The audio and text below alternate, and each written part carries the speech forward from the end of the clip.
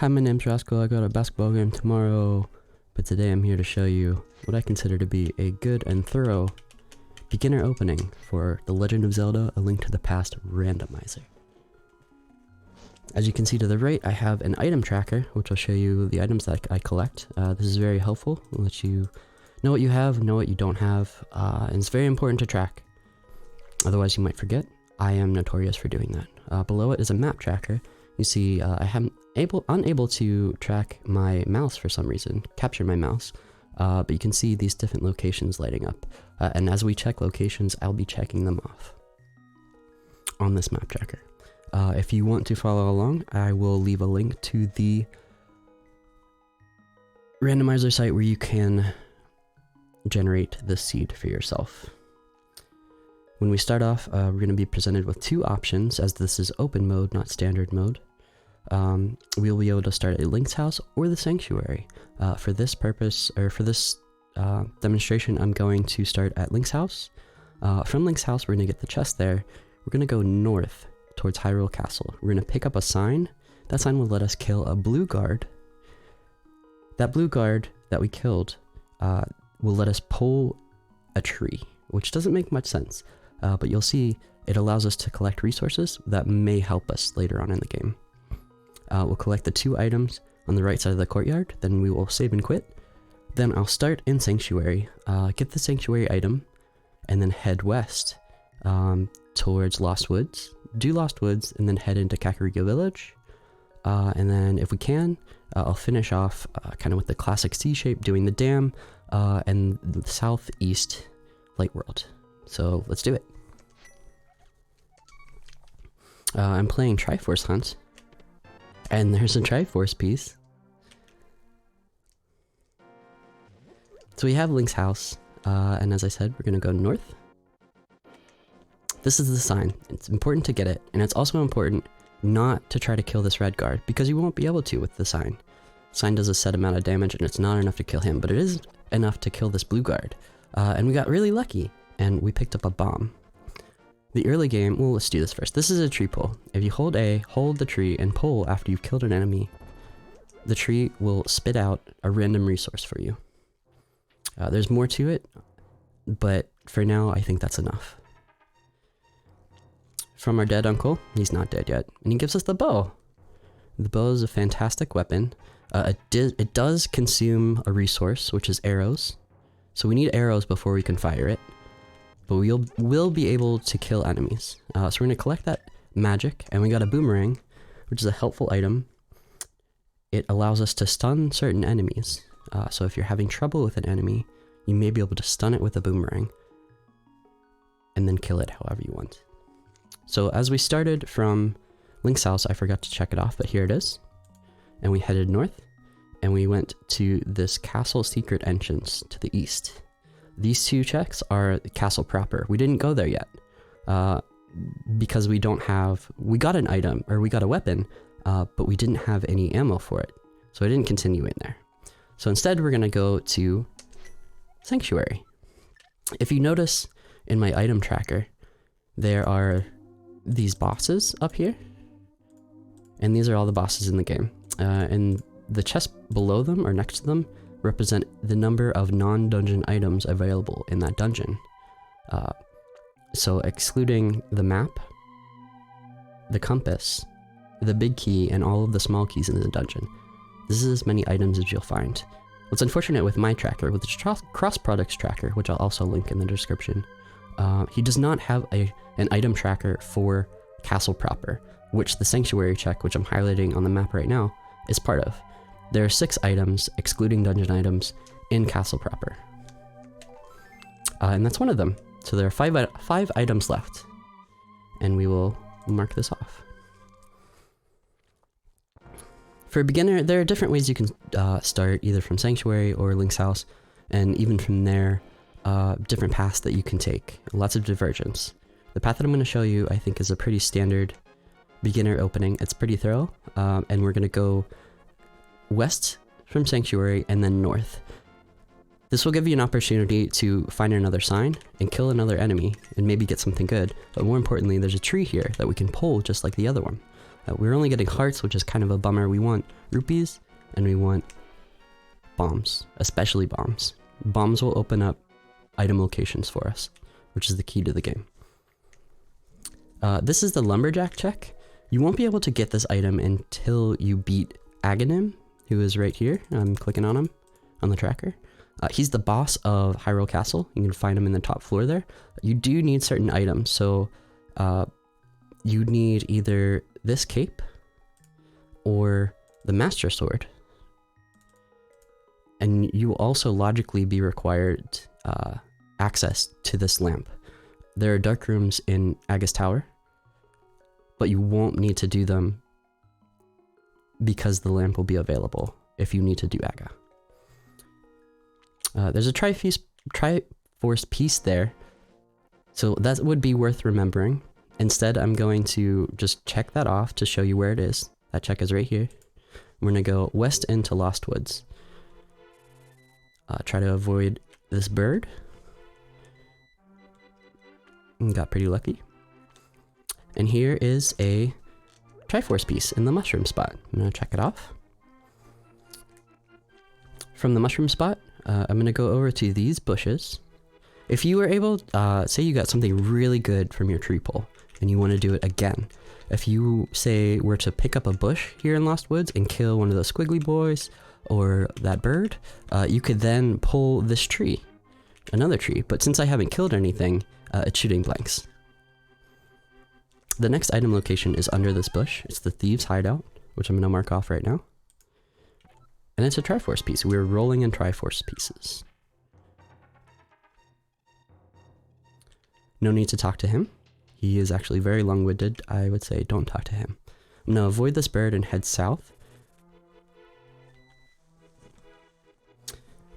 There are different ways you can leave Lost Woods, but it is aptly named, so you can definitely get lost.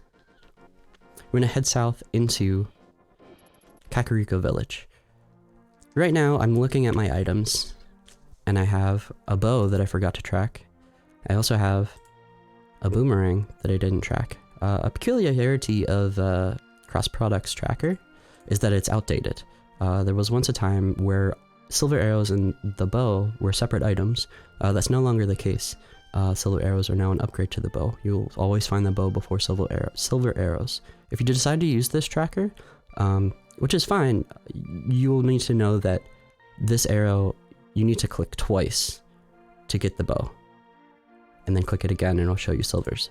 But the map takes into consideration having the bow or not having the bow.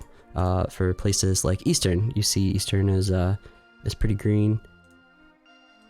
And then it's blue. Or it was red and now it's blue, meaning there's a dark room, but we can do it.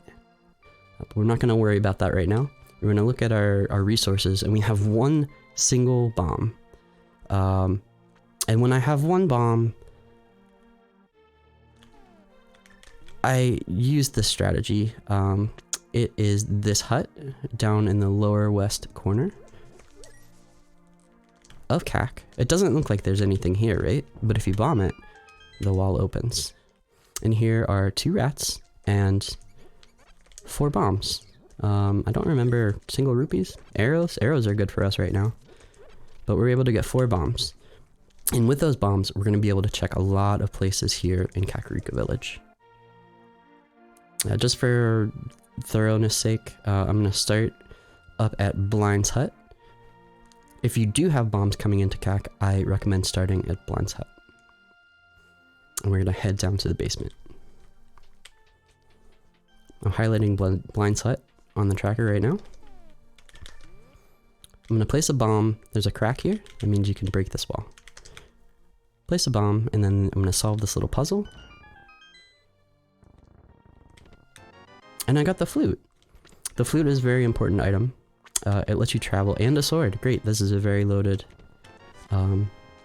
Blind's Hut. And I'm going to track those items before I forget, so I know that I have them. But with the flute, keep in mind, there's an extra step that you have to do. You have to activate the flute at the weather vane here in Kakariko. So it's pretty convenient that we got it here, and we'll activate it on our way southward. As I'm exiting Blind's Hut, I'm going to click that location off of my map so that I know that I did it. I'm going to head west to the well, drop down that ledge, and here is another bombable wall up there. In addition to 1, 2, 3, 4, is it 5 items here? If you can bomb the wall, there are actually 4 blue rupees that you can collect. So in the event that you need to farm rupees for some reason, you can come here and farm these blue rupees. And there is a reason that you would want to farm. I'm going to mark that location off. And that is this bottle vendor right here. He has an item, but he doesn't want to part with it for less than 100 rupees. So once we get 100 rupees, we'll want to talk to him. Right now I'm not going to do it because I have the flute, and I can come back to this location pretty easily. But if I didn't have the flute or a mobility item, I might want to farm those rupees over in the well over here and try to get it now so I don't have to come back.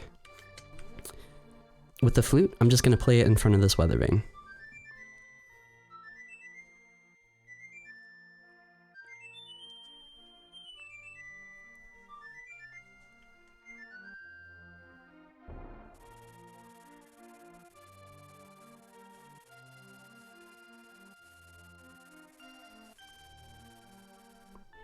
And so now I can play the flute anytime, as long as I'm outside in the light world, and the duck will come for me, and I'll be able to travel, and I'll show you that in just a minute.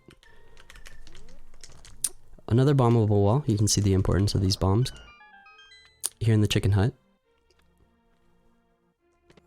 And it's a single rupee, great. I'm gonna check the chicken hut off of my list. Okay, so I have 1 bomb left, and I have a couple locations that still need bombs. So I could go to this bottom left corner and collect bombs that way, like we did before. But to show you a different way, and I probably should because I don't have many rupees, but instead I'm gonna go to this hut, and this is actually a shop where you can buy bombs. 10 bombs, a full set of bombs for 50 rupees. You can also buy a red potion, which is very handy. I feel better, stocked up on bombs. We're going to do this one last check in Kakariko proper. And that's the back of the tavern. I'm going to check it off. From here, we're going to head south. We're going to check the library, which is an item that we can't get right now, but we can see it. It's an item that requires the boots. The boots let you dash. And with the boots, if you run into something, an item on top of it will fall off. Whether it be this bookcase or a torch. Can't get it, but we know it's not that great, so I'm going to check it off. Next up is the race game, another bombable wall. The race game, I think you have 15 seconds to get from the start to the end. With the sword, it's going to be faster, because I can cut the bushes rather than just pick them up. Picking them up is a little slower. If you know, just watch my route. I'm going to go up, left, and then down and jump over a fence. It doesn't look like I can do it, but you can do it. And that's part of the puzzle. So just watch.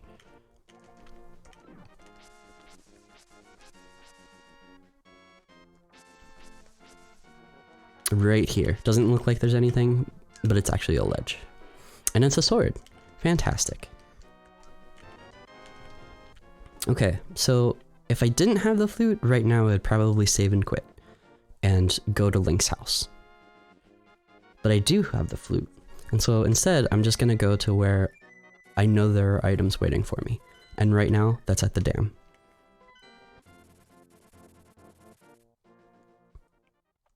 The dam has 2 items.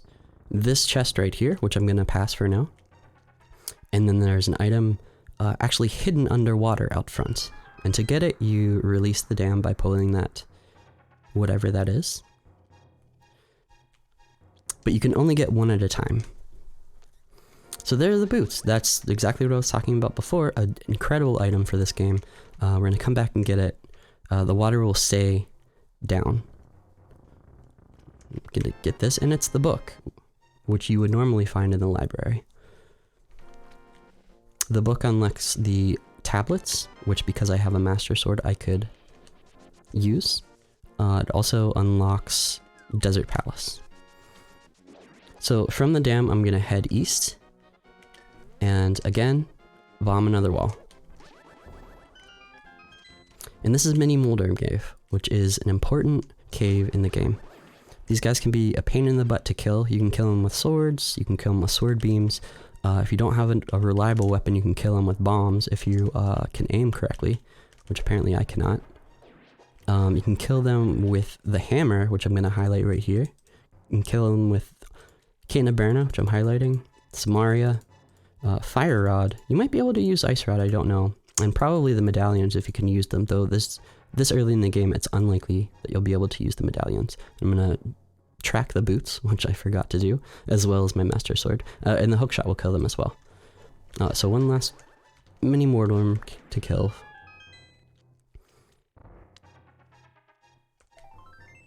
And there are a whopping 5 items on the screen. One is the hammer, which is a fantastic item. It's a very good weapon, very powerful weapon, though hard to use. And we also got the mirror. The hammer also doubles as a kind of a lead towards the dark world, which you'll want to get to. There's such a thing called dark world access in this game, and to get it, you need the moon pearl to be able to do things in the dark world, but you also need the hammer or the Titan's mitts, which you can get by collecting 2 gloves. From Mini Moldorm Cave, go east and then north, and this is Ice Rod Cave.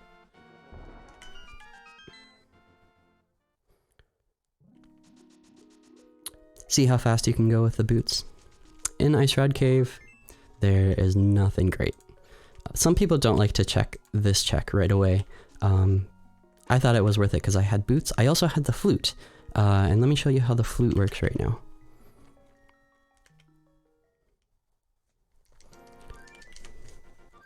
Call the bird, and the game gives you 8 locations that you can check.